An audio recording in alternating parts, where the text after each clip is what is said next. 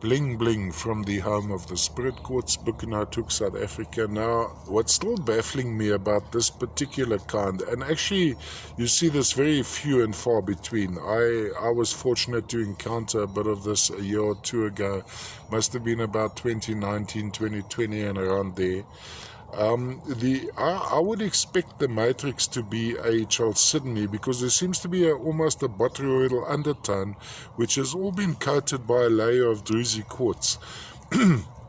Typically, from the home of the spirit quartz, we have a central quartz crystal surrounded by smaller ones, whereas in this case, some are slightly bigger than the others, some of the quartz crystals, but that typical formation doesn't happen.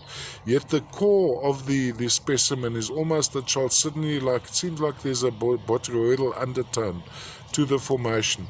So let's go. This section is, so if we display it like this, we can go around like this. The heads are pretty much intact going right through there.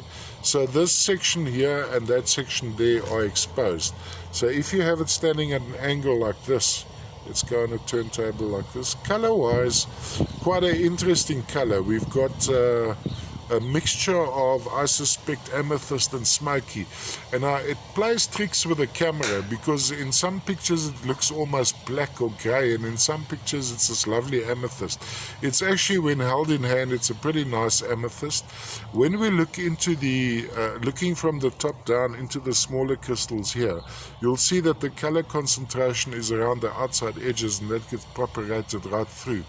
There's some reddish undertone in some of these sections, which would be some inclusions of hematite or iron oxides. So technically speaking, we're also looking at a ferruginous hematoid Buchenhout spirit quartz, all the way from South Africa.